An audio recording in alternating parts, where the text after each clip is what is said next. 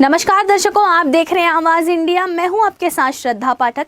Bhim army chief Chandrashekhar Azad एक दिवसीय महाराष्ट्र दौरे के तहत आज मुंबई पहुंचे हैं। उनके दौरे को महाराष्ट्र में होने वाले विधानसभा चुनाव की तैयारियों से जोड़कर देखा जा रहा है। भीम आर्मी चीफ और उत्तर प्रदेश के नगीना से सांसद चंद्रशेखर आजाद आज महाराष्ट्र के एक दिवसीय दौरे पर पहुंचे हैं। आज मुंबई एयरपोर्ट पर पहुंचने के बाद राज्य के पदाधिकारियों और कार्यकर्ताओं के नारे लगाकर गर्मजोशी से स्वागत किया। मुंबई में उनके आगमन पर कार्यकर्ताओं ने भारी जोश और उत्साह देखने को मिला।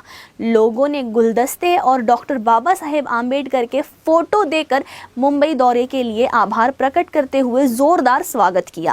हमारे साथ है भीम आर्मी चीफ चंद्रशेखर आजाद जी, जो कि उत्तर प्रदेश के नगीना से सांसद है। यहाँ एक दूसरी मुंबई दौरे पर आए हुए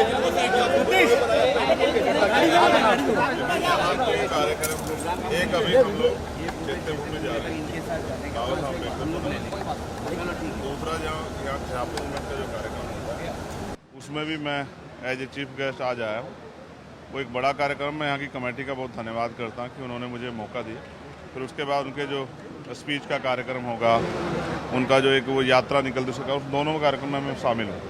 फिर मैं उसके वापस लौटूँगा। महाराष्ट्र में विधानसभा चुनाव होने वाले हैं, तो उसमें गठबंधन को लेकर आपका क्या, अकेले आप लड़ेंगे या गठबंधन में लड़ेंगे, इससे कुछ प्लानिंग उसके ऊपर? महाराष्ट्र के चुनाव का जो फॉर्मूला है वो स्टेट की टीम तय करेगी। छोटा भाई मेरा। अच्छा, वो स्टेट की टीम तय करेगी, ये मेरा काम नहीं। मैं तो एक कार्यकर्ता हूँ, जो ऑर्डर स्टेट की टीम मुझे करेगी मैं उसको निभाऊंगा। उत्तर प्रदेश की बात करें तो जो वहाँ पे जो मायावती है उनकी विचारधारा मिलती है, जो मायावती है वहाँ की जो विचारधारा मिलती है, लेकिन कई अलग अलग जो आप लोग लड़ते चुनाव, उससे जो तीसरी पार्टी उसको फायदा होता है, उसके आप क्या बोलेंगे? कौन कह रहा है? हम तो लड़े नहीं, हम तो 2 सीटें लड़े, 78 में तो वही लड़े। ये लोगों को गुमराह करना आप लोग भी बंद कर दो कि भाई फायदा होता नुकसान होता है। जब उनको काम नहीं करना तो जनता क्या करे? उनके भरोसे घर बैठ जाए? हम अपना काम कर रहे हैं और हम अपने कार्य के प्रति जिम्मेदार हैं। हमें अपने लोगों की तकलीफों का एहसास। आज जिस तरह से हमारे लोगों पर जुल्म हो रहा है, उनके अधिकार छीने जा रहे हैं, जिस तरह से उनको बेइज्जत किया जा रहा है, बुनियादी सुविधा भी इनको नहीं मिल रही, तो हमें क्या करना चाहिए? घर बैठ के तमाशा देखें कि जब इनका ये बिल्कुल जीरो जाएंगे तब काम करें। हमारा जिम्मेदारी है, परिवार को चलाने के लिए एक आदमी काम करता है। अगर उसके काम से परिवार का पूरा जो है खैर ख्याल नहीं हो रहा है, परिवार की ज़रूरतें पूरी नहीं हो रही, तो दूसरे परिवार के आदमी को इंतजार नहीं करना चाहिए, उसे भी काम करना चाहिए। मैं अपनी ड्यूटी अदा कर रहा हूँ। मेरा ये मानना है कि इतना बड़ा बहुजन समाज है, इस समाज की सेवा करने के लिए बहुत सारे लोगों की ज़रूरत है। मेरे मायावती जैसे और तमाम नेताओं जैसे बहुत सारे लोग तैयार होंगे, तब जाके इतने बड़े समाज की रखवाली होगी। देश भर में रहता है कि भाई एक आदमी कमा रहा है तो रूखी सूखी खा के जी लो, लेकिन दूसरा आदमी कमाए ना। ये मेरी जिम्मेदारी नहीं। मुंबई आने के बाद भीम आर्मी चीफ चंद्रशेखर आजाद दादर स्थित चैत्य भूमि पहुंचे और भारतीय संविधान के निर्माता भारत रत्न डॉक्टर भीमराव अंबेडकर जी के स्मारक पर पहुंचे। वहां फूल माला अर्पित कर अभिवादन किया और आशीर्वाद लिया और दौरे की शुरुआत में ऑल इंडिया खिलाफ कमेटी द्वारा आयोजित एक कार्यक्रम सहित ईद ए मिलाद के कार्यक्रम में हिस्सा लेंगे। मिली जानकारी के अनुसार महाराष्ट्र में आने वाले विधानसभा चुनाव की रणनीति और तैयारियों को लेकर पार्टी पदाधिकारियों और कार्यकर्ताओं से चर्चा करेंगे।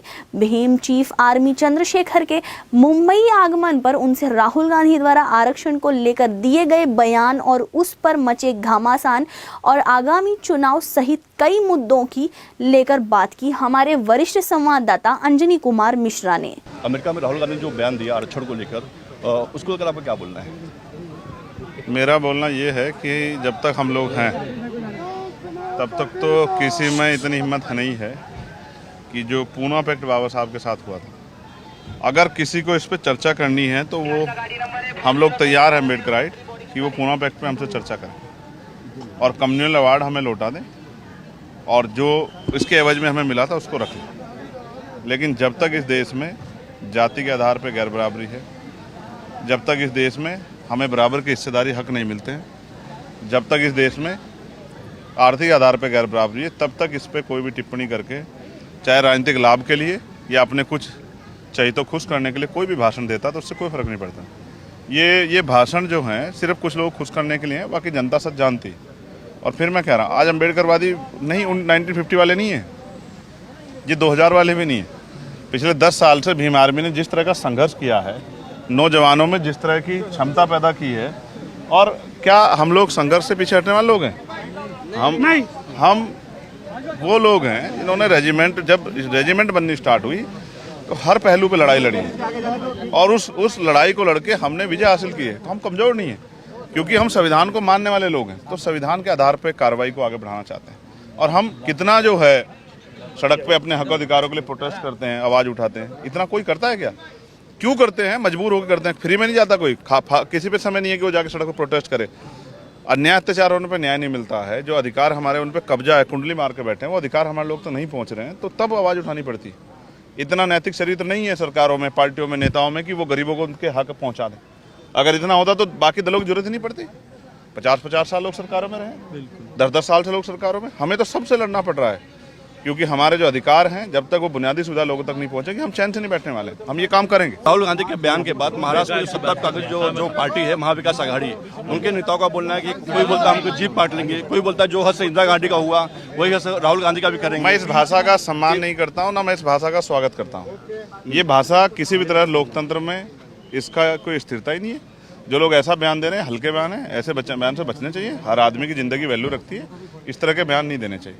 और जिन लोगों ने बयान दिए, मैं उन पर कार्रवाई की मांग करता हूँ। लेकिन हमने तो गोली खाई है, हमने 4 गोली खाई है, और हमने नहीं किसी के खिलाफ बयान दिया। हमने अपने लोगों की आवाज़ उठाई, दलितों की, पिछड़ों की, मुसलमानों की, आदिवासियों की, महिलाओं की, किसानों की, नौजवानों की। और उनकी आवाज़ उठाना कोई गलत काम नहीं है, ये तो सदियों से उठते हैं इस देश में। जब तक किसी आदमी को उसके अधिकार नहीं मिलेंगे तो आवाज़ उठेगी।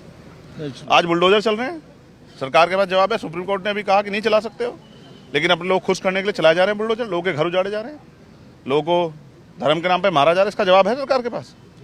योगी जी ने बयान दिया, अगर हम अरे दे रहे हैं तो योगी जी को 27 में बताएंगे। तो ये थे Bhim army chief Chandrashekhar Azad. Video journalist Ravi Chaudhary के साथ अंजनी कुमार मिश्रा, आवाज इंडिया, मुंबई।